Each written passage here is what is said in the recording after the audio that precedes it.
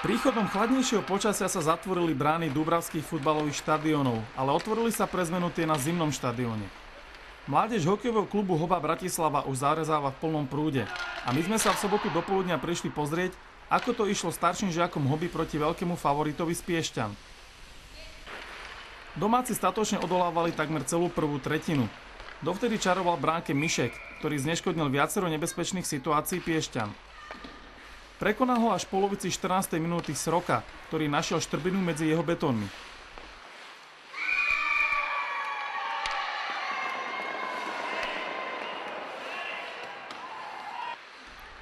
O ďalší rozruch sa postarala šarvátka Škopca s hostujúcim Trebichavským, ktorá naštartovala gólostroj prvej tretiny, aj keď bolo do jej konca len necelé 2 minúty.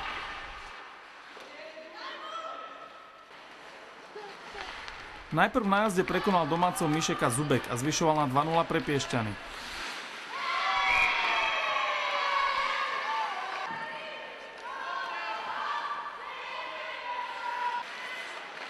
Zdravo nastredení Dubravčania najprv znížili šibalským gólom kapitána Bohunského.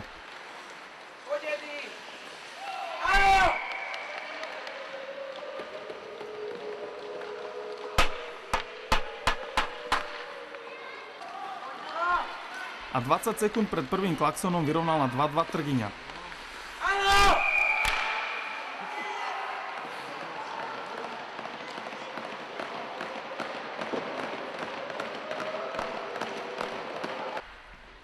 V druhej tretine nepokračovali domáci v tom, čom skončili v tej prvej, čiže v strieľaní gólov. Práve naopak. Inkasovali hneď v úvode, keď si Stacho položil Mišeka a pohodlne naklonil misky váh na stranu Piešťan. 2-3.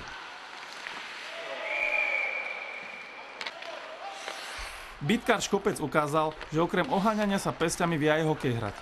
Najprv sa zastreľoval, jeho strelu švihom lapačkou kryl Šimo. A následne po zavedení puku do útočného pásma od Trgyňu Škopec vyrovnal v 13. minúte druhej tretiny na 3-3.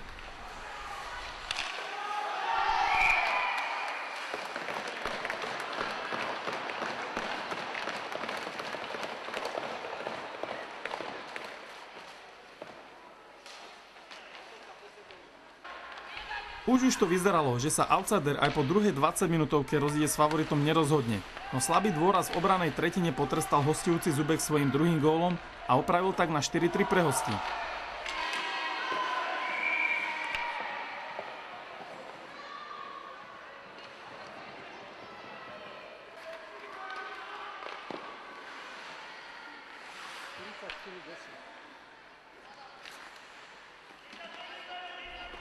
Sekundu pred druhým klaksonom ešte upravil na Petri pre Piešťany strelou pod Brno Stacho.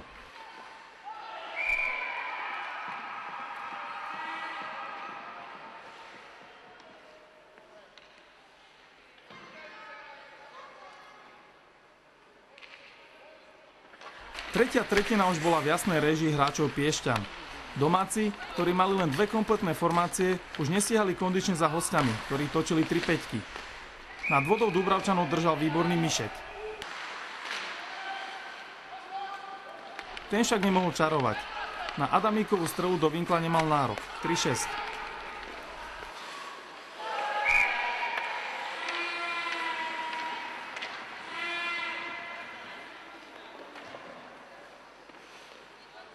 Siedmy gól hostí bol z kategórie výstavných. Stacho prešiel medzi domácimi obrannými kuželami ako nič, na jazde Mišek ani nezareagoval na jeho kľúčku a jeho paráda bola na svete.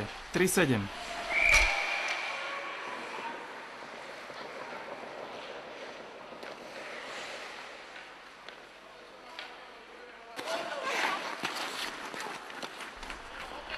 Hneď o 20 sekúnd sa spomínaný Stacho opäť dostal do nájazdu. Neúspel, no jeho robotu dokončil Moravčík. 3-8.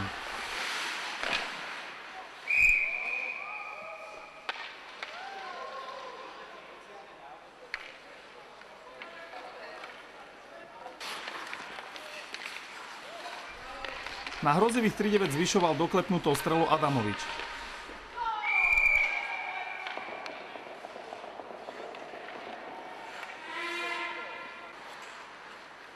Ten istý hráč otvoril dvojciferný počet gólov a uzavrel aj konečný rezultát na 3-10, keď využil zlé vybehnutie inak výborne chytajúceho Mišeka.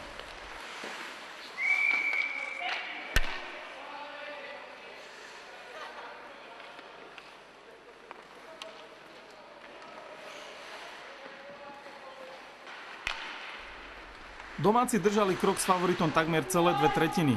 Kondične nezvládli tú tretiu. Zvládli sa však ešte dvakrát úplne zbytočne pobiť. Najprv si so záverečným klaxónom neudržal nervy na uzde Bohunský.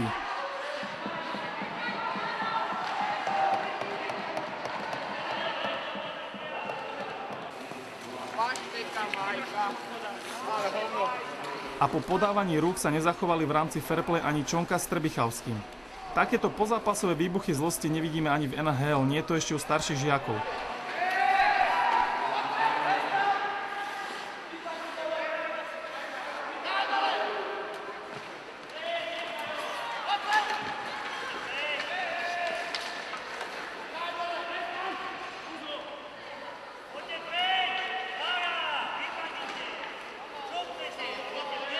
Dúfajme, že na budúce domáci zvládnu prehru lepšie.